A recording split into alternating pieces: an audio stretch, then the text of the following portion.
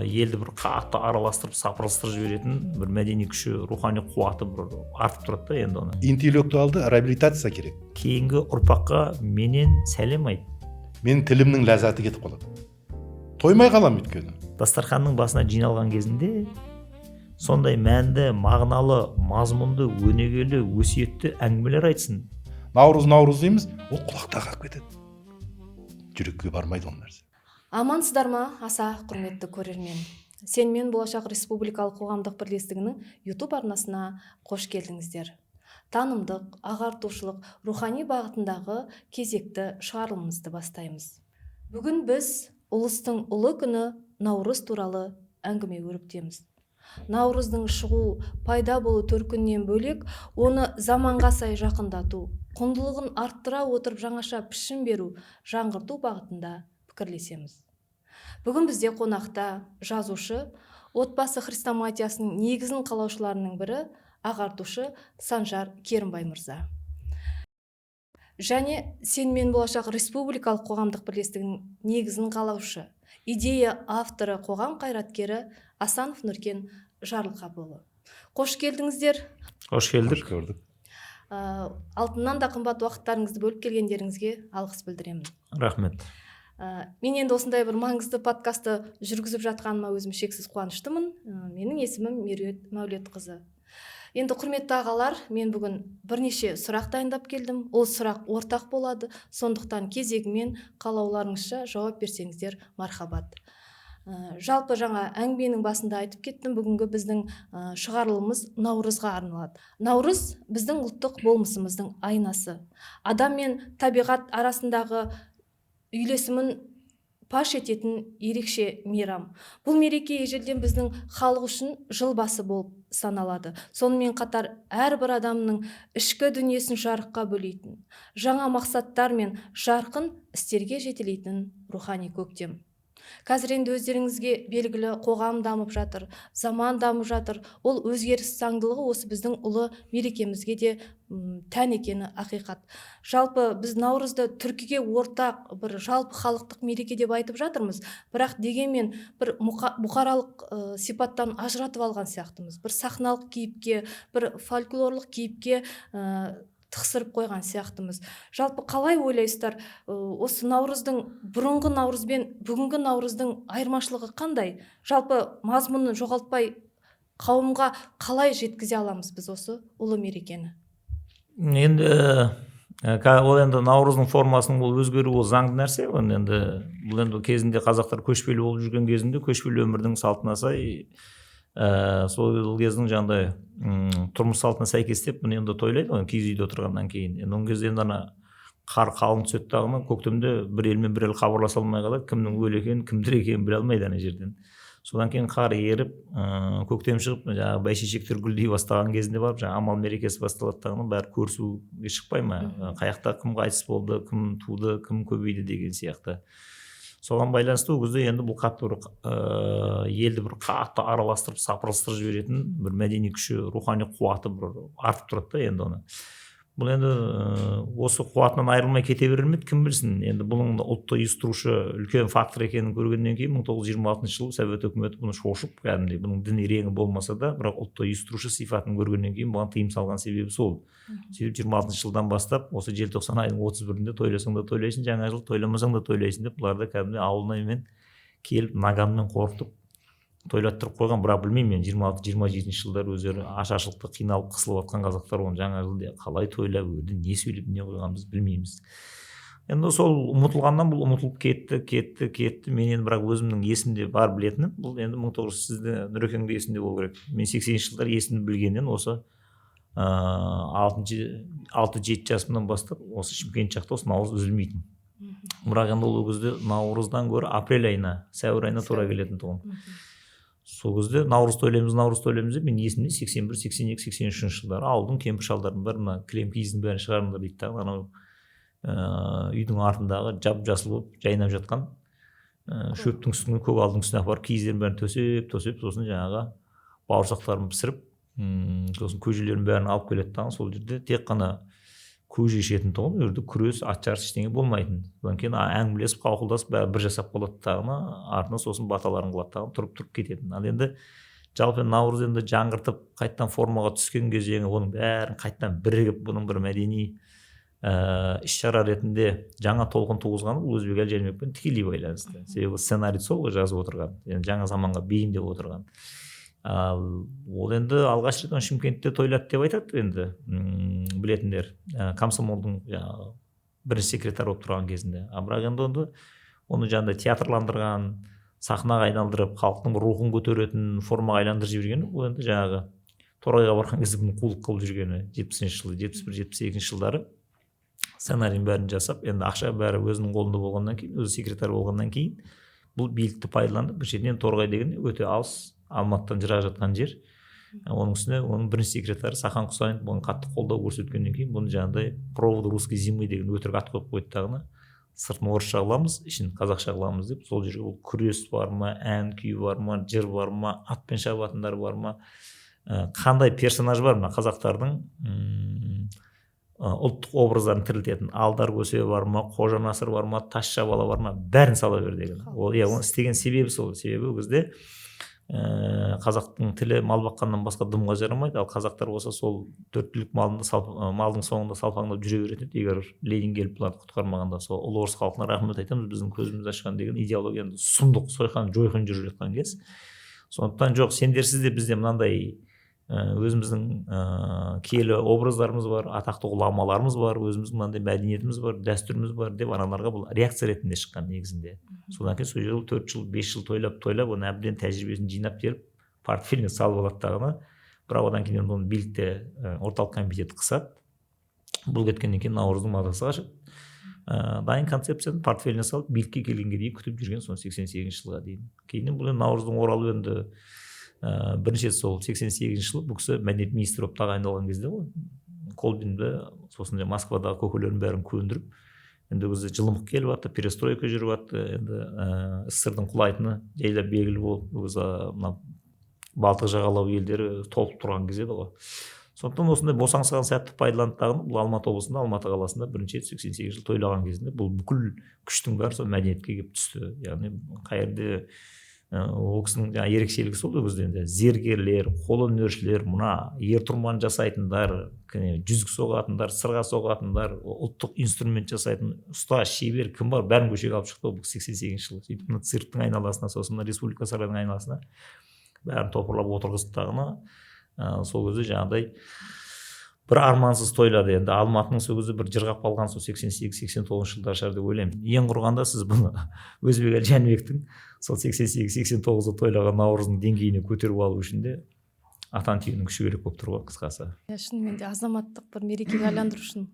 Рахмет Сәкеңде наурыздың кіріспесіне жақсы ой бөлісті. Дегенмен наурыз қыстан қиналып шыққан ата бабамыздың жақсылыққа жорып, жанданайық, өмірдің тіршілігі, жан жануар тіріліп, өсімдіктер көгеріп жатқандықты қазақ негізі сенім нанымға өте берілген халықпыз. Сондықтан наурызды мен айтар едім, сенім мен жанданудың, жаңарудың символы деп. Дегенмен наурыз өз тұғырында ма, ол көп сұрақ. Бірақ әрбір басқан қадам босқа кетпейтіні, әрбір амал, әрбір әрекет тұрақты түрде бұны насихаттау, бұның бір күн болмаса бір күн жемісі беретіні хақ. Екіншіден, наурызды мен былай айтсам болатын еді, наурыз енді қазақтың ұлттық құндылықтарынан бөлек, наурыз жақанданған заман сипатында тұмандағы бір адастырмас шырақ секілді көрінеді. Өйткені біз ұлттық құндылықтарымызды тұғырына отырғызу үшін наурызымызды насихаттасақ, сол наурыздың ішінде көп дүниелер жатыр. Енді ерте кезде наурызды ақын жыраулар, жаңағы көкпары бар, ойын түрлері бар. Бұл қазіргі айтып жүрген құрылтай негізі наурыздың болмысында жатыр. Қазақ сол жерде басын қосып, тойлатып, көрісіп, бір-бірімен жаңағы ақылдасып, әңгімелесіп біраз нәрселердің шешім тапқан жер негізі Наурыз. Сондықтан біз Наурызды неге арқадағы Мәшһүр Жүсіп бабамыз айтады Нұх Наурыз деп. Нұх Наурыз дегеннің түбінде үлкен философия жатыр. Нұх Наурыз дегені Нұх пайғамбардың кемесі жақсылыққа шақырған болса, Наурыз да жақсылықты меңзейтін дүние.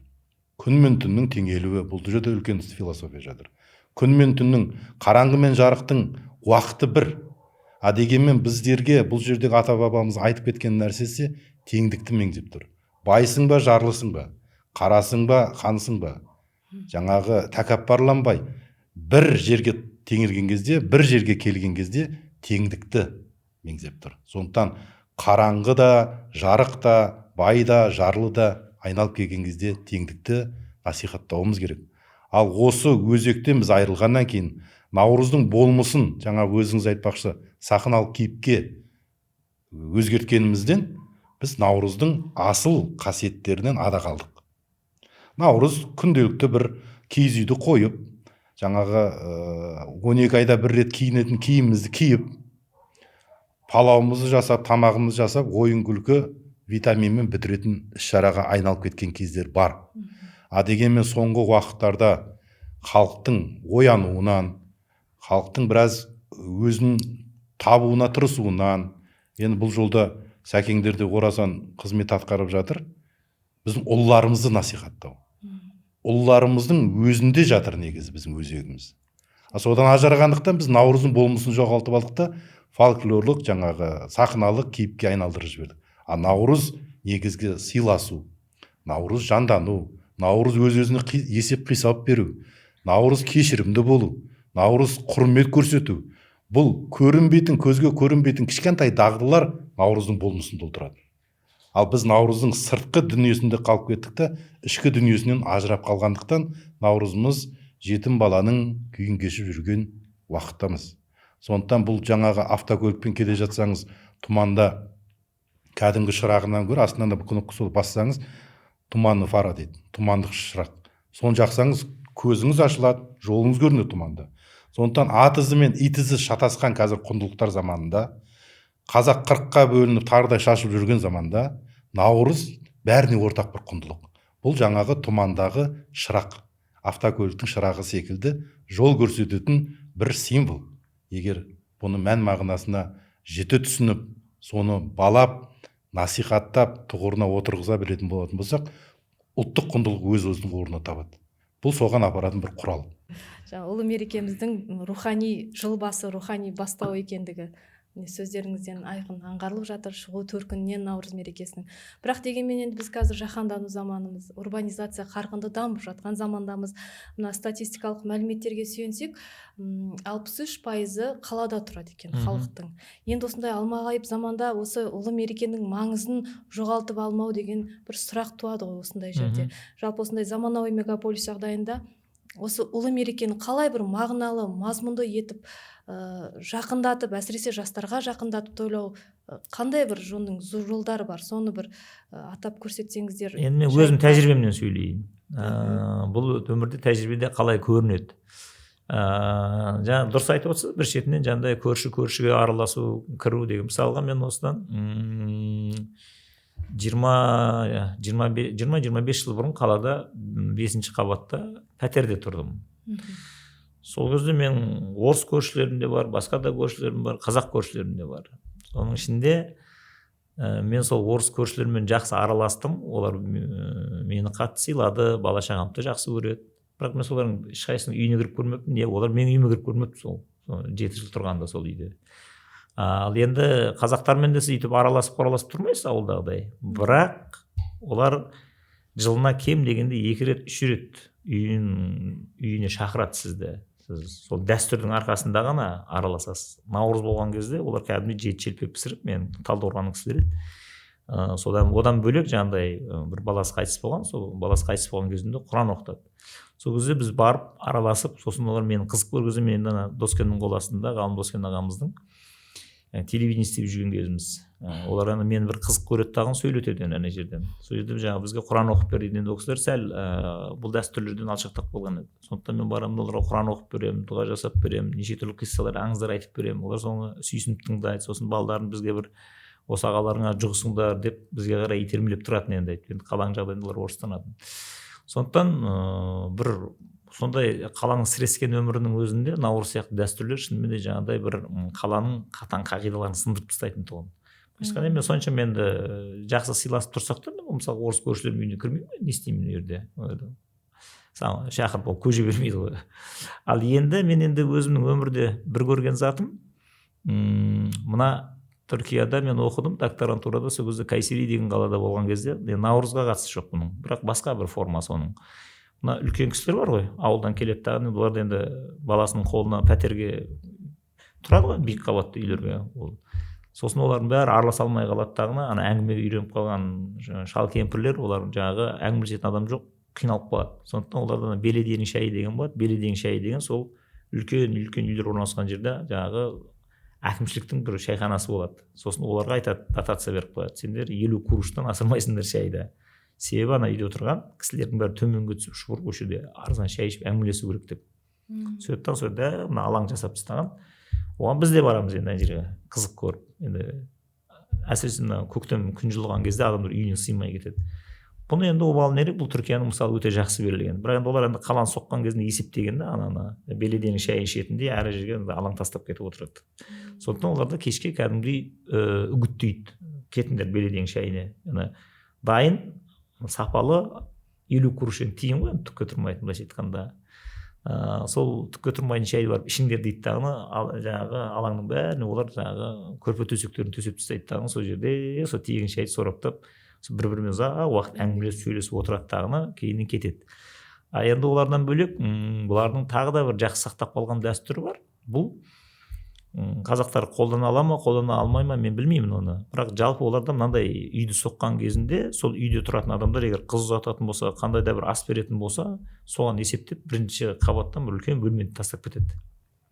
Егер сіз ағайын туыс ет жақыныңыз қайтыс болып бір ас беріп Құран оқытамын дейтін болсаңыз, сізге астында бөлек бөлме тұрады, сол жерге кіреді дағы, жаңағы қыз ұзатқан кезде де бас құдалықты өткізе береді керек десеңіз ол жерге, үйіне жасай алмайтын болса. Мен енді өз көзіммен көріп, сол жерде бір жасы бір үлкейген бір профессор әйел күйеуге тиген кезде, соның сол жерде бүкіл дом үйдегі адамдардың бәрі жаңағы бөлмеге жиналып, соны ұзатып бір тойлаған. Сол жерде есіктің алдында олар мынандай үлкен алаң тастайды дағы, осындай мерекелеріне есептеген. Егер мереке тойлайтын болсаңдар, арнайы жер қалдырады деп. Сол жерде бұлар мынандай кішкентай самаурындары бар бұлардың. Соны қалай күн жылиды, есіктің алдына шығарып қояды да, мындай 200 столды бір-біріне жалғап тастайды дағына, ішіп пісіп отқан кемпір шалдар бар емес пе жаңағы. Солардың бәрі бір болмайтын бір жаңағы бір нәрселерді пісіріп қойып қояды, арзан қойып. Сосын жаңағы самаурынды қайнатып қояды. Сонымен сабақтан кешке келе жатпаймын ба енді. Тоқта, чожук бергел бер дейді. Отырып жерге бізбен бірге шай іш дейді. Сонда мен енді былай қарасаң, енді қаланың олы енді кәдімгі қаланың сірескен квартиралары ғой, енді тас қала ғой былайша айтқанда. Бірақ сол жерде отырған кезіңізде сол көршілердің бәрі әңгімелесіп сөйлесіп сол жерде отыра береді ана жерден. Бұл да бір енді олар наурыз тойлағандарында да болдым. Бірақ жалпы ана бір-бірінен бөтенсіп кетпесін, инфаркт алмасын, инсульт аз алсын, өйткені сөйлесуден болады ол бәрі, жалғыздықтан басталған бәленің бәрі. Соны олар осылай сындырып отыратын. Ал енді бұны бүйтіп біздің ол үшін сіз бұл мәселені қаладағыларды көтеру үшін архитекторларға айту керек, чиновниктерге айту керек. Сен қаланы соққан кезде есептесіңдер, сіз мына қазір шұғыладан келдім мен. Сіз білесіз, Нью-Йорктан алмай шұғылаңыз қазір. Машинеңізді қоятын жер таппай, сіз кешке балдар парковка таппайтын болғаннан кейін, машинем қазір шықса қайтып келсе машинаны қоя алмай қаламын деп қалаға таксимен барып қайтып келеді, ана машинесін орнынан шығармас үшін. Сондықтан сіз жерге бір біз наурыз тойлаймыз, бізде Түркияның осы тәжірибесін қолданамыз дейтін болсаңыз, жиналатын жеріңіз жоқ. Сіз бірінші қабаттан бастап квартира соғып тастағансыз. Сондықтан бұны чиновниктерге айту керек. Сіздер үйді соғатын болсаңдар, алдын ала есептен. Енді біз енді бірінші қабатта сіздің жаңағы Түркиядағыдай бос үйіңіз, бөлмеңіз болмаса, есіктің алдына сізге бір үлкен алаң тастамаса, бір үйді бір үйге жабыстырып соға беретін болса, ол есіктің алдындағы кішкентай бос жердің бәрін екі жағынан тізіп машина қойып тастайтын болса, сіздің просто барар жер басар тауыңыз жоқ. Біз енді ауыл шаруашылығын істегеннен кейін топыраққа бірден су келетін болса, еккен егініңді тұқымың бәрі шайылып кетеді. Топыраққа әстін беріледі су. Нормасымен беріледі. Күн тәртібі бар. Мына уақытта екті, мына уақытта су беру керек. Мысалы біз енді солтүстік өңірлерде үйін айының жаңбырын күтеміз. Неге? Өйткені үйін айындағы, маусым айындағы жаңбыр ертең күзде келетін бидайыңның 50%-ін құрайды. Қыстың күні қарды бір тілейміз, одан кейін үйіннің жаңбырын бір тілейміз, одан кейін жаратқан ием жар болса деп күзде жемісін аласың. Сол секілді орнымен, ретімен беру, біз өкінішке орай жылда бір рет наурыз деп киіз үйімізбен басқасымен ва деп көшеге шығамыз да, ол жаңағы келген толқын су секілді да, бәр нәрсені шайып өтіп кетеді. Мына мысалыңыз жақсы екен. Наурыздың болмысы жаңағы айтқан дүниелері, кішкентай дағдылардан. Әрбір қадам, мысалы, мәселе бір қадам басу. Қадам басқаннан кейін, 100 қадамнан кейінгі алғашқы қадамыңыз 100-ші қадамның айнасы негізі. Қорқудың қажеті жоқ, үркудің қажеті жоқ, бұған бір үмітсіздікке түсудің қажеті жоқ. Қадам жаса. Қадам жаса, тұрақты түрде жүр. Сондықтан біз сенімен болашақта осыны істеп келе жатқанбыз сол ғой. 4 жылдан бері біз тұрақты түрде не басым іскені бар, Шымкентке барып, 60 адамда барып. Не басым іскені бар, Маңғыстауға барып. Оның бәрі қаражат маған. Не басым іскені бар, солтүстік Қазақстанға барып. Бұл тұрақтылықтың түбі ертеңгі болатын жемістің кепілі. Халық осылай оянады, көреді, қарайды. Жастарды кінәлам, біздің жастарымыз, қазақ халқы өте интеллектуалы жоғары халқымыз негізі. Мен бұны мақтан тұтам. Өйткені бір Германияда оқыған азамат ретінде, шетелмен жұмыс істеп жатқан жан ретінде, өйткені біздің болмысымыз, ДНК-мыз өте бәр нәрсеге бейім халықпыз. Бұл бір Алла тағаланың берген бізге бір қасиет шығар. Дегенмен, қазіргі таңда наурыз секілді құндылықтарымызды, осындай дәстүрімізді, салт дәстүрімізді насихаттай отырып, жастарымызға, жалпы қоғамға интеллектуалды реабилитация керек. Біздің өзегімізде бар. Интеллектуалды реабилитация керек. Бұл деген сөз не? Білім жүйесі. Бұл деген сөз не? Құндылықтар. Бұл деген сөзіміз не? Креативті ойлай білу. Бұл дегеніміз не? Сүйсіндіре білу. Жаңағы мен енді ақжаулықты аналарымызға ештеме айтпаймын, бірақ дегенмен ана жерде ақжаулықты ана болып отырған кезде де келген жасқа айта алатын дүниең болу керек. Келген жас, қазіргі жастар өте алғыр, сіздің болмысыңызға емес, сіздің не айтатыңызға қарайды. Сол жерде бірдеме бере алсаң, екі сөздің басын қоса алмай, кимешек киіп алып отқан әжеге мен бармаймын. Маған барған кезде өсиет айтатын болса, маған барған кезде наурызды жаңағы Нұх пайғамбардан бері қарайғы дүниелерді айтып беретін болса, рухани ләззат алатын болсаң, сонда ғана барасың. Мысалы, мен жаңа су іштім да, суды, бір стакан суды екеуміз бөлісетін болсақ, менің тілімнің ләззаты кетіп қалады. Тоймай қалам өйткені. Ал бұндай дүниелер бөліскен сайын көбейетін дүние, рухани байлық деген. Бұны бөлісу керек, айту керек, айтудан жалықпау керек. Соғұрлым біз неге кенде болып келе жатырмыз деп менде күйінетін жағдайым, айналайын-ау, ел холы өнді керемет насихаттап атқанда, қайда бір Валентинаны керемет насихаттап атқанда, біз наурыздымыздың маркетингінен жоғалдық. Бізде маркетинг жоқ. Жаңағы тасқын су секілді жылына бір рет ура деп ызбандап, зорлап, киіз үй қойдыртамыз да, үстімізге жаңағы шкафтағы шапанымызды киіп алып көшеге шығып кетеміз. Жастар оны көріп тұр, шынайы емес екенін. Шынайылық болмаған жерде 1000 жерден шыңғырғанмен қасиет қонбайды. Шынайы болу керек адам. Шынайылық өзі алып шығады. Бір жаңағы данаға бір кісі шәкірт келіп, 1 сағат білім алайшы дейді ғой. Жарайды, 1 сағат алсаң ал деп. Сәкеннің алдында бір кісі жігіт келеді.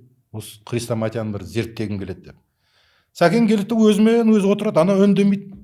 Жаңа дана. Ана бала өзімен өзі отырады, 1 сағат өтеді, айналайын болды, қайта бер дейді ғой. Бала таң қалады. Бұл не дейді болды? 1 сағаттың өзінде ана кісінің болмысынан, энергетикасынан жаңағы нәр алып кетті да ана бала. Түсіндіңіз ба? Неге? Өйткені адам білсе, шынайы болса, рухы піссе қарсындағы адам заита қоректенеді. Біз рухымыз бос, қуыс кеудеміз, отырып алып дамбырлап, жаңағы кастрюлька ұстап айқайлап, наурыз дейміз, ол құлақта қалып кетеді. Жүрекке бармайды ол нәрсе. Сондықтан шынайы болған жерде жүрек пен ождан үйлесіп шыққан дүние адамның жүрегіне жол табады. Айтпасаң да, жастарымыз ақымақ емес. Сондықтан біз насихаттауды бір сөз, екі ой, үш амал. Енді міне соқырға таяқ ұстатқандай қылып нағыз керек міне амал әрекеттерді айтып жатырсыздар наурызды жаңғырту бағыты бойынша. Жалпы тарихқа үңілсек, қазақ болып, ұлт болып ұйысуына бір ерекше үлес қосқан тұлғалар бар. Сол тұлғалардың ішінде біз ойып тұрып орын алатын Абылай ханды айта аламыз. Мысалға, біздің елдігімізді сақтап, мемлекетімізді нығайтқан бір елеулі тұлғалардың, хандардың бірі. Жалпы енді Абылай ханны шашыраған қазақтың басын біріктіріп, ұлы далада бір ортақ мемлекеттік мүддені ту еткен бірегей тұлға. Енді бұл Абылай ханды айтып жатқан себебім, біз осы наурызға қатысты бір жалпы ұлттық идеяны осы Абылай ханның идеясымен ұштастыра аламыз ба жалпы? Қазіргі таңда енді осы ұлы ханның тарихи мұрасынан нәр ала отырып, халықтың тұтастығы мен бірлігін наурыз идеясымен біріктіре алатындай бір қандай да бір тұжырым, концепция бар ма? Соны бір Абылай хан мұрасынан қарастыра аламыз ба?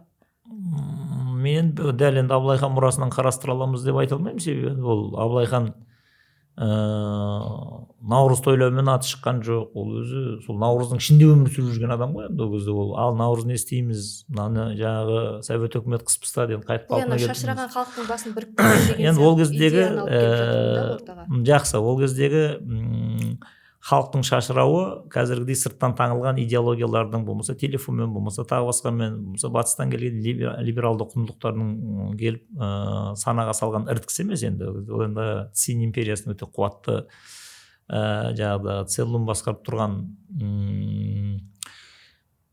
Қытайдың армиясының қысымы ғой негізі. Ал енді ол енді келіп мына онсыз дүркіреп тұрған жоңғар империясын тегістеп, кәдімгідей ұлт ретінде геноцид жасап, жойып жоқ қылып жүргеннен кейін енді ол Абылай ханға өте ауыр жағдай туған ғой. Енді қалай да болмасын алдап-сылдап, дипломатиямен келісім жасап, салығыңызды төлейік дегенді, жерді бөлісейік деп. Синьцзяндағы жаңағы шекаралардың бәрін белгіленіп, бұлар бер жақта, олар ар жақта. Енді ол кезде мысалға сіз батыс тараптан армия тарта алмайсыз. Ол кезде Россия кіріп жатқан кез 1723 жылдары уже. Сондықтан Абылайдың кезіндегі қауіп қатер ол бір әскердің жеңілуі, адамдардың кәдімгі күш жетпейтініне қорқып, сенім жоғалту, өзіне сенбеу деген заттардан болып тұрған бытыраңқылық қой. Ал енді біздің заманда дәл сол сияқты енді Қытай келіп әскермен ұрмайды, болмаса жаңағы Америка келіп басыңа бомба тастамайды, енді бүгін Ирандағы сияқты. Бірақ ақпаратпен ақ ол миыңды шырайландырып жібереді.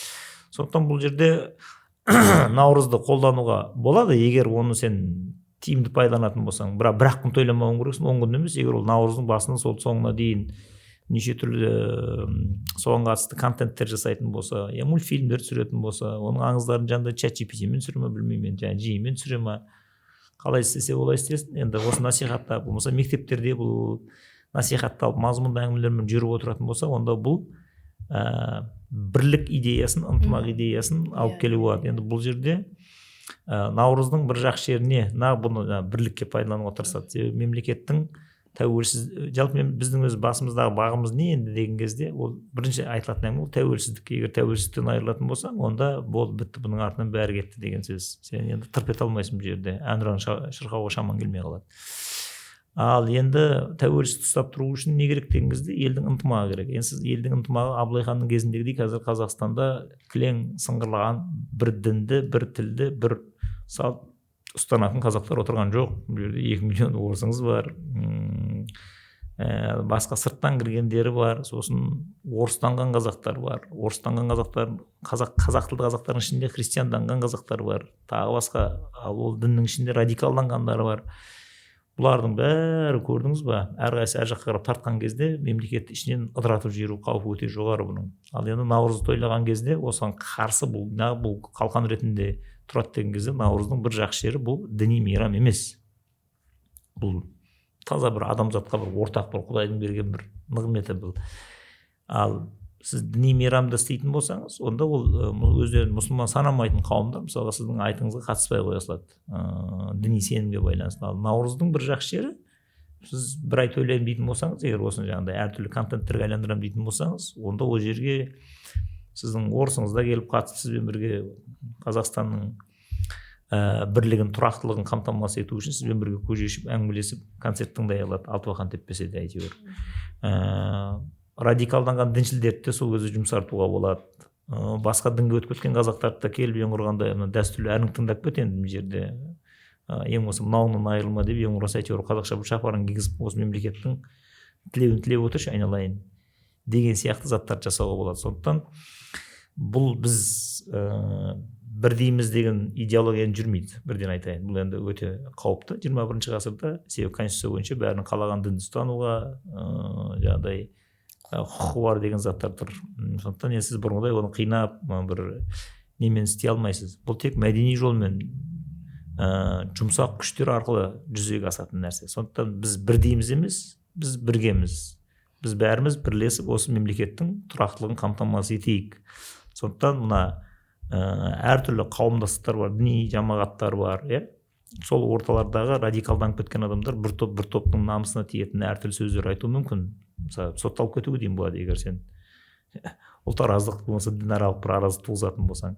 Сондай заттардың алдын алу үшін, сондай әртүрлі идеологияның жетегінде кеткен адамдарды қайтадан біріктіріп, бір айдың ішінде мынандай бір комбайнға салып, бұлар шайқап алуға болады негізінде. Кезінде қарашы, Өзбек Әлжанбек істеп жүрген қалай соның бәрін есебін тауып, сол қиюын келтірді мысалға, бәрін дүркіретіп жайнатып жіберді.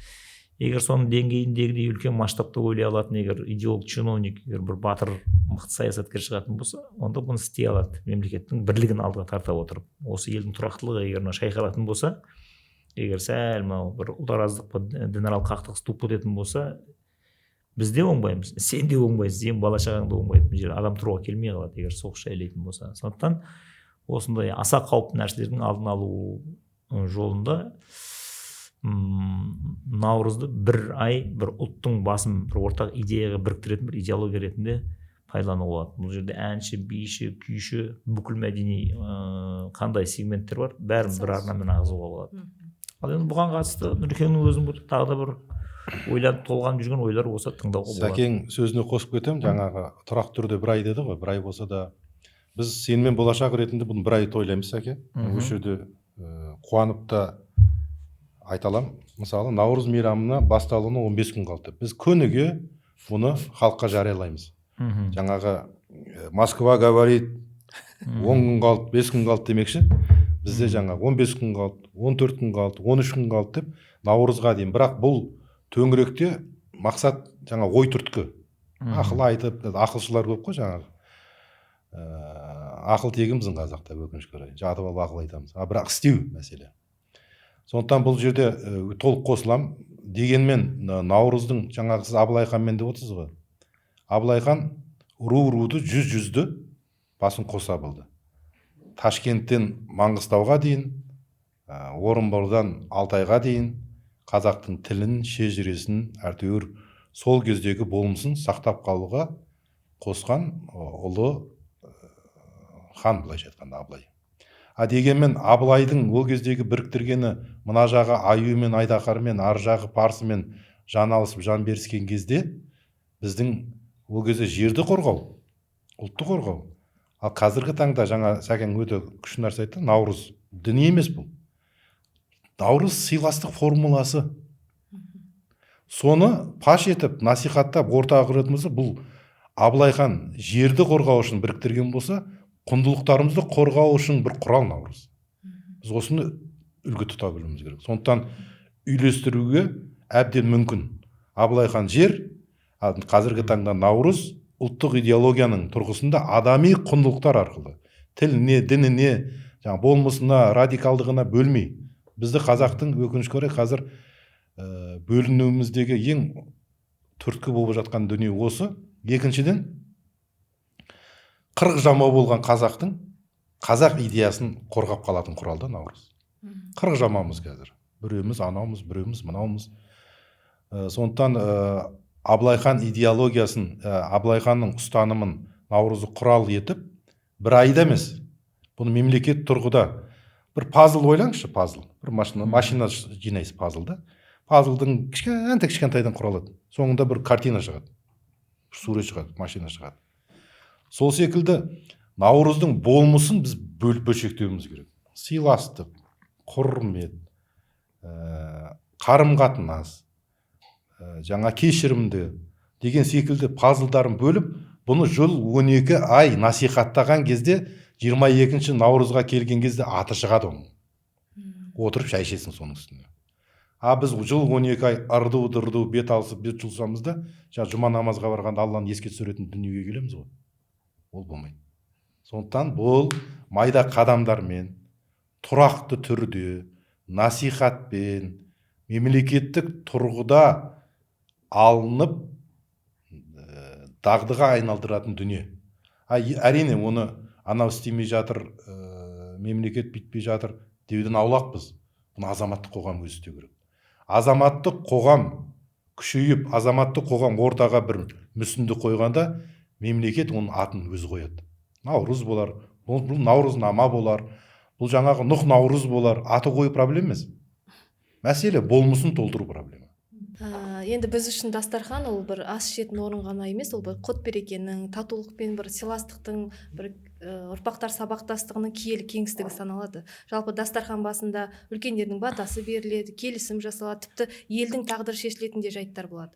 Енді осы наурызда жайылған мерекелік дастархан негізі мейірім мен кеңпейілдіктің, барды бөлісіп жердің бір рухани көрінісі сияқты. Енді философиялық тұрғыдан алғанда осы қазақ үшін қазақ дастарханының киесі мен қасиеті неде деген бір сауал туындайды осы жерде. Осы дастархан адамдар арасындағы рухани байланысты, бауырмалдықты, құрметті қалыптастыруда қандай да бір миссия атқара ала ма қазіргі таңда? Жоқ, ол енді қазіргі таңда емес, өзі адамзат пайда болғалы дастархан сол миссиясын әлі арқалап келе жатыр деп мен өзім ойлаймын. Сосын тек қазақта ғана емес, ол жалпы барлық адам баласына ортақ құндылық деп ойлаймын. Себебі бүгінге дейін сіз қай елдің әдебиетін болмаса фольклорын оқысаңыз, тарихын қарайтын болсаңыз, міндетті түрде келісімдердің бәрі дастархан жаюмен шешіледі негізінде. Сосын мына үлкен мәселелерде пәленше түгеншені түскі асқа шақырды, түгенше пәленшені таңғы асқа шақырды деп атады ғой. Солардың бәрі негізінде ол келіп тамақ ішпейді, олардың бәрі бір мәселені шешпекші бар ана жерден енді. Ал енді біздің қазақта да енді ол дастарханның жаңағыдай философиясы деп жатсыз, енді ол бұрыннан бар қазақта жаңағы дастарханның басында дұшпан да дос деп айтады. Оның үстінде қазақ дастарханның бір жақсы жері бұл су құю, қолға су құю деген нәрсе бар. Бұл бізде қазақта бір керемет нәрсе. Біз енді кішкентай кезімізде үйдің кішкентай баласы болдым да, 7 баланың кенжесі. Үйге ақсақалдар келіп дастарханның басына отырады ғой әлі. Жайылмай тұрған бар қолға су құй дейді деген, сол қолға су құйған кезде бәрін молда бол, ғалым бол, бақытты бол деген сияқты баталардың бәрін алып шығатын тұғымыз. Былай қарапсаң енді мүмкін соның да әсері шығар деп біз қазір өзіміз ойлаймыз енді соңынан келіп. Дұрыс өсіп өніп, әйтеуір бір бәлеге шатылмай өсіп өніп бір мәнді мағыналы тіршіліктің ішінде жүріп тұрып жатқаны солардың батасын қабыл болғаны шығар деп те ойлайсың. Сондықтан бір осы наурызда дастархан жайылып бұл бір жастарға үлгі насихат көрсететін кезінде шынымен де бұның бір киесінің көрінетін жерлері осындай салт дәстүрлердің практикаға енетін жері. Кейінгі жас ұрпаққа міне мынандай болады негізінде, міне батаны бүйтіп алады, үлкен кісілердің разылығын алу деген мынандай болады деп көрсететін жер. Шынымен де бұл қазақы дастарханда жүзеге асатын нәрсе. Бірақ енді бұл жерде тағы да жаңағы Нұркен мырзаның шегелеп балғалап қайта айтып отырған нәрсесі, оның ішіндегі шынайы мәні болмайтын болса, кез келген заты бәрі құлайды ол ертең деп отырғаны. Дастарханның басында да егер айтатын әңгімеңіз жастардың бәрін дастарханға жинағаннан кейін сіз батаға дегенде айтатын үгіт, насихат, өнеге мазмұнды бір қорыңыз болмайтын болса, сіз ол дастарханның басы біраз уақыттан кейін міндетті не саяси әңгімеге, не болмаса жаңағыдай әлсірей бастаған экономикалық қуатыңды талқылауға қарай арналып кетеді дағыны, оның соңынан кейін міндетті түрде өсекпен аяқталады. Енді біздің өзіміз енді ауыл жерде өстік қой. Мен шалдың қолында өстім. Сонда үйге қонақ келгенде неғған кезде бізге бата сұрататын кезде мынаны айтатын тұғым. Дастарханның ақысын беріңіз, илаға амин дейтін тұғым. Міне, жаңа мен айтқан әңгіменің мектен практика. Дастарханның ақысын мен қиссасын айттым, міне практика шықты. Бата сұраймыз да, сол кезде ана келген қонақ бата беретін. Сонда шал айтып отырушы еді, әй шырағым, құдайы қонақ бар дейді қазақта, шайтани қонақ бар дейді. Құдайы қонақ деген жаңа Сәкең айтқанда болмысы түгел келіп, дастарханда әңгімесін айтып, сұхбатын өрбітіп, көрген білгенін бөлісіп айтатын адамды бізді құдай қонақ деген. Шайтани қонақ келіп жаман үйдің қонағы билейді демекші, сенің дастарханын критикалап айтады, пердең ескі мода екен, жаңағы бауырсағың шикі піс қапты дейтін дүние. Одан кейін көрген білгенін емес, ішкен жегенін айтатын адамды шайтани қонақ дейді. Көрдіңіз бе? Сондықтан біздер құдайы қонақ деген кезде жаңа көшеде адасып келген адамды айтпайды. Ибрахим пайғамбар секілді жаңа күтіп алып, дастархан беріп, батасын алып қалған қонақты. Сондықтан бізде қонақ келсе үмітпен қараған қазақпыз дейді. Түркімен қонақ келсе күдікпен қараған дейді ата бабамыз. Біз үмітпен қарағанбыз. Осы бір батасын бер, 40-тың бір қыдыр шығар депті. Екінші мәселе, ақан серінің бір оқиғасы бар. Ақан сері бір байдың ауылына түседі. Ол кезде серілер білесің, бір өзі келмейді. Ақан сері негізі домбырамен, құндылықтарын, термемен, жырымен насихаттап жүрген жан. Қасында ол жалғыз емес, қасында 10 шақты жігіт, оның бәрі серілер. Сонда бір байдың үйіне түседі. Сонда байдың үйіне түскен кезде бай айтады ғой, тік тұр, қызметін жасап, шайын бер, тамағын бер, термесін тыңдап кетер кезде жаңа шапанын жауып атса, ақаң айтыпты, ақа мен бір датым бар депті. Қандай датың? Мына көрші ауылда пәленше деген бай бар, менен де қатты бай. Бұл кездің байлары жаңағы шық берме шығайбай емес, келгенде бәр нәрсені төсеп тастайтын байлар. Мәрт. Ал сол ауылға түсеміз, барамыз, тік тұрып қызмет жасайды. Алдымызға түсіп, астымыздан шығып, ал мәселе не? Бірақ үйінен шығып бара жатқан кезде артымыздан бір тебет дейді. Осының себебін түсіне алмадық дейді. Ақан күліп мәселені түсінеді, жарайды дейді. Осыны шешіп берсеңіз, онда мен шешіп берем, ол жаңа ақысына не бересің дейді. Ақысынан тұрған атыңды бересің дейді. Ақан. Білім ғой ол. Шешім тауып беру керек. Сол жаңа көрші ауылға барады, ана бай, ой бай дейді, аспаннан іздеп жүргім жерден табылды, аға келіңіз төрге шығыңыз, тамағын береді, шайын береді, әңгіме, бір апта күтеді ақанды. Кетіп бара жатқан кезде ақанға шапанын жауып, риза болып, жаңа ғана көрші ауылдағы бай ақанға сенбей, жаңа қасына 2 бала жендетін қосып жібереді. Шешім тапты ма, таппады ма? Ақанмен қоштасып, алдына малын салып, шығарып салады ана бай. Құйрықтан теппек түгіл ештеңе жоқ. Соның шешімі не бұның дейді ғой. Содан ана 2 жендет айтады, бұны енді біз ананың ең күшті атын әкетіп қалдыңыз, бізге бәле болып, өзіңіз барып айтыңыз деп. Сөйтіп ана байға барған кезде айтқаны ғой. Мен дастархан басында өсек айтқан жоқпын, өсет айттым. Дастархан басында сұхбат айттым. Дастархан басында қазақтың жыр термесін айттым. Ақысын бердім дастарханның. Содан кейін артымнан теппеді дейді. А сендер жесіңдер, ішесіңдер, дүниенің әңгімесі айтасыңдар. Қойым қоздады, түйем жаңағы туды, боздады, сиыр манша болды. Ал кетіп бара жатқан екен, ана ақысын аламағаннан кейін жынданып арттарынан бір тебет дейді. Сондықтан дастарханның ақысын қонақ беріп кету керек. Жақсы нәрседен. Сондықтан дастархан басында өсек емес, өсиет айтайық деп сеніммен болашақтың бір ұстанымы да осы. Осыны насихаттауымыз керек. Дастархан киелі болмаса, ана қасиетті айтып отырмыз ғой. Алла тағала дастархан сүресін жаратпас еді. Дастархан киелігі сонда. Дастарханның киелігі жаңағы пайғамбардың Жәбірайылмен жолыққанында. Сондықтан дастархан бір ғана, дастарханды ішпек жемекпен шектейтін болсақ, ұрпағымыз бен халықтық болмысымыздың жойылуы деген сөз. Ішпек жемек. Мал да ішіп жейді. Дастархан рухани азық, шүйіркелесіп әңгіме, жаңағы энергетика ауысып, бір-бірімізді жиі танитын болатын болсақ, сонда дастарханның берекесі, дастарханның тұғыры, дастарханның өзінің орны болады. Атақ дастархан қазір шытқа шығып кафеде жесең де дастархан. Мәселе не? Мәселе ақиқи әңгіме, құт та болмайды, береке де болмайды, қызыр да болмайды. Ұлдарымыз айтады, бір қонаққа барғанда көзің соқыр, құлағың керең, тілің кесік болу керек дейді. Мылқау. Неге? Қонақ болып барған жерде жаңағы қонақ келгенге үй иесі қиналады дейді ғой. енді келген қонақ жаңағы тағы да айтам, жаман қонақ болатын болса, критика, бір түртіп кететін, сынап келетін қонақ болатын болса, бірінші үйдің берекесін құртатын сол. Сондықтан біздің қазақ айтады, қонаққа барған кезде ойбай ысырап болмасын, ойбай неғылмасын, өйткені үй иесінің кең пейіліне байланысты дүние. Сіз жаман қонақ болмауыңыз керек. Қонаққа барғанда қазіргі таңда қазаққа ең жаман нәрсе, біреудің дастарханына барғанда, ой ысырап болып кетті, шаруаң қанша. Оның кең пейілінде адамның. Қонақ сенің ақы алам деп отыр, бата алам деп арып жарылып жатыр. Ойбай мынау көп болып кетті, маған ас салсаңыз, палауды бекер, палау артынан сорпа, одан кейін беш бармақ берсе, сен қонақсың. Жаңағы ұлыларымыз айтқан секілді, көзің соқыр, құлағың мылқау, тілің мылқау, құлағың керең болу керек.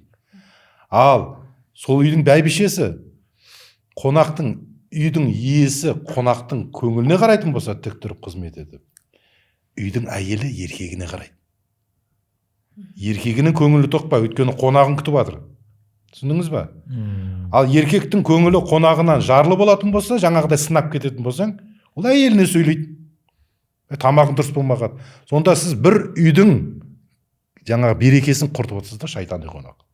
Ертең арасында спор болады ғой. Өйткені әйел айтады, бұдан кейін шақырмай ақ қойшы, айналайын қонағыңды. Бар көшеде күт. Мен осынша жұмыс істеп, таңертең кешке жұмыс істеп келіп, сен қонағыңа ат салсайын деп істеп жатқанда барым осы дейді. Көрдіңіз бе? Сондықтан шайтани қонақ осы. Келген үйге анаусына қарап, мынаусына қарап, анаусын сынап, ойбай дастарханыңыз көп, мол болып кетті, болмаса аз болып қапты. Жоқ. Тілің мылқау, көзің соқыр, құлағың керең болып, қонағыңды же, бұйырғанын алып кет, ақыңды беріп кет. Сондықтан дастархан бұл жерде үлкен философия. Сондықтан жаңа қазақ қонақ келгеннен кейін үй иесі қиналады деген сол, өйткені тік тұрып қызмет жасайды. Ананың көңілін тапқысы келеді. Неге? Ол пәленшенің шенінде, мансабында емес, оның батасын алып қалу үшін қызмет жасайды. 14 наурыз көрісу күні. Бұл енді көрісу салтының астарында тек амандасу ғана жатқан жоқ сияқты. Бұл өткен жылдағы өкпе ренішті қиып, көңілдегі кірбіңнен тазару деген бір психологиялық терапия жатқан сияқты. Яғни жаңа жыл басына, наурызға жаңа ниетпен, жаңа таза оймен кіру деген бір бабалардан қалған дәстүр жатқан сияқты. Енді осы жерде бір заңды сұрақ туады. Осы философиялық тұрғыдан алғанда, осы адам жүрегін өкпе реніштен толықтай арылта ала ма? Жалпына кешіре білу, кешірім жасау деген бір өзінің бір рухани, психологиялық табиғаты бар ма? Қандай болса? Енді бұны жаңағыдай, біріншіден мынандай нәрсе деп алайық. Бұны ақыры философия дедіңіз ғой. Оны философиямен түсетін болсаңыз, оның жауабын Фритьоф Шуон деген мұсылманның бір ғұламасы бар, швейцар, 88 жылда қайтыс болып кеткен, бірақ софы ғұлама, оқыған адам. Сол айтады, адам дейді, кеңістік пен уақыттың ішінде өмір сүреді дейді. Сол кеңістік нені білдіреді, уақыт нені білдіреді дейді. Кеңістік мәңгілікті білдіреді дейді. Уақыт дейді, ол өткіншіліктің символы дейді. Яғни кеңістікке келіп тұрған кезінде адам кеңістікте мәңгілік құндылықтар насихатталады. Кеңістікте мәңгілік құндылықтар, мәңгілік тұру керек сол жерде. Жаңа сіз кешірім дедіңіз ба, ол мәңгілік құндылыққа жатады. Сыйластық па, мәңгілік құндылыққа жатады. Уәдеде сөзге тұру, ол мәңгілік құндылыққа жатады. Махаббатта адал болу, қарақылды қақ жару, әділ болу деген заттардың бәрі мәңгілік кеңістікте осылар көрініп тұру керек. Әулиенің кесенесі болсын, тағы осыны киелі жерлер, киелі географиялардың бәрі кеңістікте мәңгілікті айқындап тұратын. Дәстүр деген де содан шығады негізінде. Дәстүр кеңістікте неғып тұр. Бұл мәңгіліктің символы деген сөз. Ал уақыт нені білдіреді деген кезде, уақыт осыны жоюға тырысатын зат. Екеуі күресіп тіресіп тұрады ана жерден. Сондықтан уақыт соққан сайын, уақыт ұрған сайын біздің ана кеңістікте өткіншілікке қарай өткен кезде көп құндылықтарды жоғалтып ала беретін себебі сол, ұмытып қалады ананың бәрін. Сондықтан есі дұрыс адам не істейді дейді. Есі дұрыс адам сол уақыттың ығында ағып кетіп қалмай, сол ұмытылған, жойылған құндылықтарды қайтадан әкеліп қайталап қойып отырады. Мысалы жаңағы біздің ата-бабаларымыздың қайта-қайтана яссауидің кесенесін апарып жөндеп қоятыны, Өзбек әлі Жәнібектің 78 жыл құлайын деп тұрғанына әбден тозығы жеткен кесенені апарып қайтадан жарқыратып жайнатып қоятыны. Мысалы қазір де ол мысалға дау-дамаймен ремонтталып жатыр мысалға. Сол сияқты адамдар қоғамға келгеннен кейін, кеңістікте араласып құрыласқаннан кейін адам адаммен бәрібір ренжіспей тұрмайды. Дау болмай тұрмайды. Біреудің сөзі қата шығады, бір сөзі бата шығады дегендей ғой енді. біреулер малға таласады, біреулер коммерцияда, біреулер саудада келіспей қалады деген сияқты. Осындай заттардың бәрі кісінің көңіліне жиналып, егер енді оны бір сілкіп тазалап шынымен де лақтырып тастамайтын болса, бұл адамның етегіне жабысып алады дағыны, бұл сізді уақыттың ағысымен сіз өткен шаққа өтіп кетесіз. Яғни кекшілдікке ұрынып қаласыз. Кекшілдік деген не? Кекшілдік деген өткен шақта өмір сүру деген сөз. Өткен шақта болған оқиғаны қайта мына қазіргі заманға алып келе беру. Сондықтан мына кекшіл адамдардың өсіп өніп өркендеп кете алмайтын себебі сол. Ол үшін мән лаху кинун фалайса лаху динун деп дінді тыйым салатын себебі сол. Кімнің көкірегінде кек болса, соған діннің нұрын дарымайды дейді. Сондықтан көрісу амалы деген шынымен де ол жаңағыдай амандық саулық біліскеннен бөлек шынымен де адамдардың жүрегіне кірген бір жылдың ішіндегі 11 ай 12 айда жиналып қалған суықтықтың бәрін сілкіп тастайтын, жүрекке қайтадан жылу тарататын мезгіл негізінде. Бұл енді жаңағыдай бір қатты кетіскен адамдардың арасындағы бір енді травманы жұлып алып екеуін сондай бір күннің ішінде дос қылып жібереді деген нәрсе емес. Бұл ең құрғанда адамдар бір өкпе реніштерінен кек алмауға, кек сақтамауға, сол бұрынғы әңгімені бықсытып қайтып алып келмеуге, бұрынғының ізі қалса да қайттан енді оны қуаламауға, жаңа келісімдер жасауға, бірінші қадам жасауға, болашаққа жоспар құруға деген сияқты стратегиялық бұның несі күшті болады. Сондықтан психологиялық жағынан алғанда да бұл шынымен де адамдардың үстіндегі жүгін лақтырып тастап отыратын нәрсе. Біз енді оны өзіміз өмірде де көріп жүрміз, басқа жерде де көріп жүрміз. Шынымен де осындай ұрысып араздасып қалған адамдар амал мерекесі сияқты, айт мерекесі сияқты, сосын кісі қайтқан кезде үйіне кіріп көңіл айтып Құран оқып шығайық дейді ғой. Сондай сәттерді жіберіп алмауға тырысатын себебі сол. Себебі сіз енді айттың кезінде үйіне кіріп ренжіскен адамыңызды айтып отырмын. Кіріп Құран оқитын болсаңыз, туысы қайтыс болған кезде арнайы зиярат етіп бір Құран оқып көңіл айтып шығатын болсаңыз, мысалы амал мерекесінде кіріп көрсететін болсаңыз, үйдің егесі ескі дауды ол жерде қозғай алмайды. Өспейтін елдің балалары өнбейтін дауды даулайды деген әңгіме содан шыққан. Сондай оқиғалардан кейін арадағы үзілген жаңағы реніш, қарым қатынас қайтадан жалғасып, екінші бір жаңа дүниеге біз сүйреп кетіп отырады. Егер осындай да шынымен де көрісу амал сияқты болмаса, көңіл айту сияқты болмаса, жаңа айт сияқты мерекелерді егер сыпырып алып тастайтын болсаңыз, адамдардың жаппай изоляцияға ұрынуы, оқшаулануы, депрессияға түсуі, стресс алуы деген өте қатты жиілеп кетеді.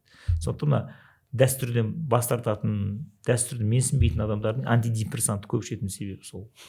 Көрдіңіз? Ойды тазалау қайда жатыр, иә? Енді менде қоса кетейін. Сәкең енді керемет неге басты философиялық тұрғыда. Енді дастархан басынан жаңағы алдыңғы тақырып бойынша кіретін болсақ, дастархан бір отбасыда жайылады. Бір отбасыда дастархан басында өсиетпен, жаңа хисса дастандармен, ұлағатты сөздермен, мейірімділікті көрмеген бала қоғамда қатыгез болатыны хақ. Ал отбасыда мейірімді көрген бала, жаңағыдай дүниелерді қасиеттер сіңірген бала, қоғамда кешірімді өседі. Біздің қоғамның қатыгез болып баратқаны біз жаңағы дастархан басында жоғалттық деп жатқанымыз сол. Біз дастархан басында Ямайка 5-0 болдық уже. Неге? Өйткені біз көрген білгенімізді емес, ішкен жегенімізді айтып, ана бала қатыгездікті сол жерден көріп, қоғамда айнасы, қоғамда қатыгездіктер. Біз қоғамнан кейде болып жатқан дүниелерге қапы жаңағыдай жынданып, кейде мазасызданып, неге бұлай болып жатыр дейміз де, мәселе өзімізде айнаға да қарау керек та. Айнаға бірінші қарайтын болсаң, өзің бейнең сонда тұр. Сондықтан біз кешірімді қоғамды ұйыстыруымыз үшін, кешірімді азаматтық сананы орната білуіміз үшін, насихаттай білуіміз үшін айналып келгенде отбасы, ошаққасы, дастарханның айналасы. Осы жерлерде бітетін дүние. Екінші мәселе кешірімді болу, бұл жаңа әлсіздік емес, кешірімдік ұлы қасиет. Енді қасиетті Рамазанда отырмыз, бәріміз періште емеспіз, әулие де емеспіз, пайғамбар да емеспіз, сүрінеміз, құлаймыз, жаңағы фатихамен ықыласымызды шатастырып аламыз, біреуге қиянат жасап қоямыз, біреудің көңілін алып қоямыз, басқа қоямыз. Жаратушы кешіріп тұр ғой. Бірақ табиғат пен өмір ешқашан кешпейді. Табиғат нені кешпейді? Далада қазір қар жауып тұр.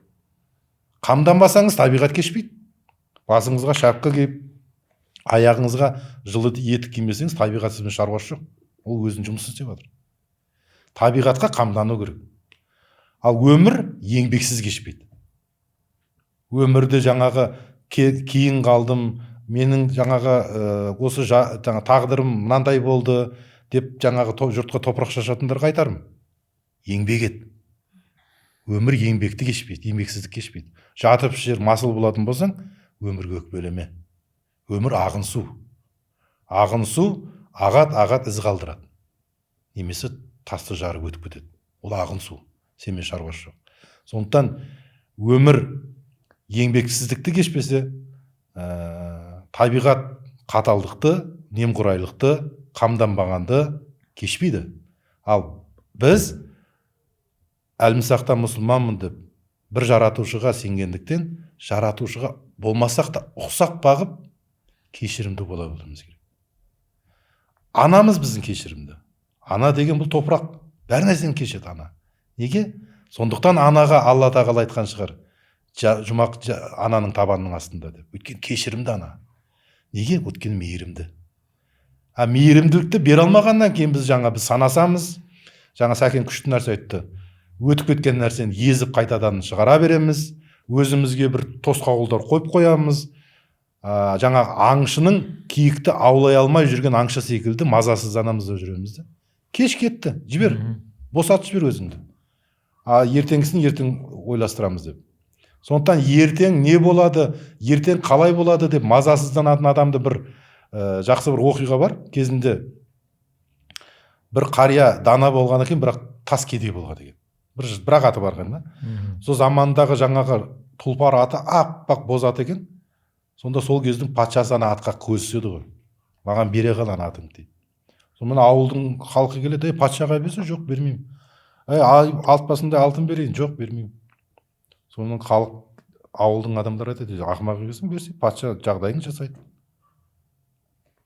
Факт қазір менің атым бермегенінде. Жағдайым жасай ма, жасамай ма, ертемен кедей болып қалам ба, ашық қалам ба, ол екінші дүние. Мен бергім келмейді, болды. Сонымен не керек? Бір күн таңертең тұрса, аты қашып кетті. Ойбай, ауыл кеп тағадан өй сорлы дейді, болды. Сіңірің шыққан кедей, атың да жоқ енді, өлетін болдың деп. Факт аттың кеткені. Ертең ат келе ма, келмей ма, аш қалам ба, тоқ қалам ба, бір Алланың қолында. Ертеңге жауап бермеймін. Мен тірлігімді істей беремін. Сол 15 күннен кейін айғыр келеді, қараса қырға кеткен, артынан 20 шақты үйірді жинап алып келеді ғой. Сонымен, сен қария дейді, дана екенсің, сен дұрыс шықтың, бізді кешір, бақытты күн кешетін болдың, бір айғырың 20 бие қуып көпті деп. Мен ертеңге жауап бермеймін. Бұл бақыт па, бақытсыздық па? Ертеңге жауап бермеймін дейді. Мен қазір 20 айғыр келді, осыны әртеуір үйретіп, баптап, семіртіп, бағатын болсам, мен соған жауап беремін дейді. Сонымен жалғыз баласы жаңағы үйірден келген аттарды үйрету үшін біреуіне мінеді ғой. Лақтырып жіберіп аяғы порт кетеді. Ауылдың адамдары келеді. Осы сорлы бір балаң бар еді жалғыз. Ол да аяқсыз қалды. Ендігі масыра сен қартайған кезде. Мына аттардың бәріне қарау керек. Мен оған жауап бермеймін дейді. Баламның аяғы сынған факт па? Факт.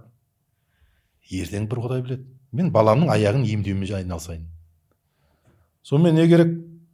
Патша жарлық жариялап, соғыс қазіргі жаңағы Израильдің Иранға атқан секілді бір соғыс шығады ғой. Не керек? Қолына мылтық ұстай алатын, аяғы жүре алатын бәрін соғысқа жегеді. Соны ауылға келеді жаңағы әскерлер. Адамдарды алып кету үшін. Ананың аяғы не? Ауылдың адамдары айтты, сен не деген бақытты адамсың. Біздің балдар әскерге кетіп баратыр, келе ма, келмей ма, бір Құдай біледі. Сен балаң қасыңда қалды ғой дейді. Еш болмаса аяғы емделе, ертең саған қарайды. Мен оған жауап бермеймін дейді. Ертең балам қайыр бола ма, шер бола ма, онда мен шаруам жоқ. Сондықтан сендердің ең үлкен қателіктерің дейді. Ертеңнің уайымымен, ертеңнің жаңағы қара түнді түнеріп, өйткені жүрек тыныш емес та. Жүректе гармония, тыныштық барған кезде ертең ол тәуекелшілдіктің нәрсесі. Ертеңге ертең жауап бересің. Сен бүгін қамдан. Сондықтан жолаушы жолға шыққан кезде жолда үйренеді, жолға қамданады. Мен Алматыға келе жатқан кезде ауа райын қарадым. Қар жауайын деп тұр, курткамды алдым. қамданбай жолға шығып кетсең, ол ертеңге өзің жауап берген. Шырылдауық шегіртке сияқты торыңа өзің түсіп өзің жүресің. Сондықтан табиғат кешпейді, өмір кешпейді, адам кешірімді болу керек. Өйткені біздің келген жеріміз ар жақ, жаратушыдан. Болмасақ та ұқсақ бағуымыз керек деп тәмамдағым келеді. Иә. Мұны тамаша әңгіме болды. Сондықтан сіздің көрермендеріңіз мына кеңістікте уақыт деген нәрсе ағызып алып кеткен, жаңағы сыйластық, қамқорлық, уәдеде тұру, мейірім, махаббат, кешірім сияқты құндылықтарды қайтадан алып келіп кеңістікке қойсын дағы, қайтадан бір-бірлерімен араласып кетсін көрісу күнінде. Уақыт судай ағып кетті. Уақыт судай дейміз ғой. Су жұмсақ. Су жұмсақ, бірақ тесіп шығады. Судың бір сызат түсетін болса, ол көлге айналуы мүмкін. Сондықтан біздің мынау заман уақытымыз судай ақты, 1 сағат, 1,5 сағат әңгіме болды. Осы аққан суымыз әр көрерменге құлағында емес, жүрегіне енетін сөз болса екен деп әңгіме сұхбат болды деп ойлаймын. Мақсат жаңағы елдің ойына ой түрткі болсақ, наурызымызды жандандырып, насихаттап, креативті түрде интеллектуалды реабилитацияға ұлт болып ұйысатын болатын болсақ, бірлік те бұл қазаққа келеді, тірлік те бұл қазаққа келеді. Тарыдай шашылып 40 жамауы болған қазақ идеясының тұғырына отыруға атсалысса деген бізден ниет. Рахмет сізге. Рахмет. Ал енді құрметті Санжар мырза, Нұркен аға, бүгін бір жақсы, бір мәнді, мағыналы, терең, фәлсапаға толы бір сұхбат болды. Рахмет сіздерге. Негізі наурыз ол 1 күндік мереке емес, немесе 10 күндік мереке емес, ол өміршең болу керек, және өміршең болуға сай заманауи талаптармен насихатталу керек деген бір түйген сияқтымыз, және оны біздің көрермендеріміз де түйген сияқты. Сондықтан сіздерге тағы да алғысымды білдіремін. Жақсы, рахмет. Жақсы.